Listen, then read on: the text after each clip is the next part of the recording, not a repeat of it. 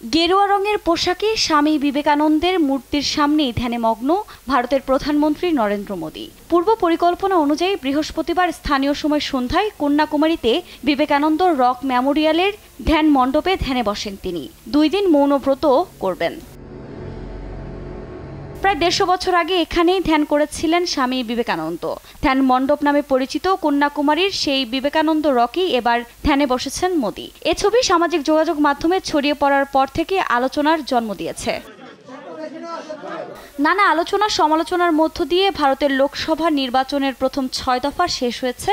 আর এই নির্বাচনের আবহে সবার সমাবেশে মোদী ভেঙেছেন অতীতের সব রেকর্ড। শুধু নির্বাচনী প্রচারে নয়, এ যাবৎকালের সবচেয়ে বেশি 80টি টেলিভিশন সাক্ষাৎকারও দিয়েছেন তিনি। তবে পিছিয়ে নেই রাহুল গান্ধী বা মমতা বন্দ্যোপাধ্যায়ও।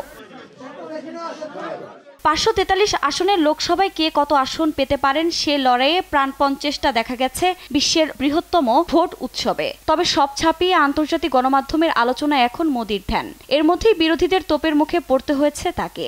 এ নিয়ে সমালোচনাও করেছেন পশ্চিমবঙ্গের মুখ্যমন্ত্রী মমতা বন্দ্যোপাধ্যায়। লোকসভা নির্বাচনে প্রচার পাওয়ার জন্যই মোদী এমন করেছেন বলেও দাবি করেন তিনি। এ ধ্যানও বিজেপি নেতার নির্বাচনী প্রচারের কৌশলও বলছেন কেউ কেউ।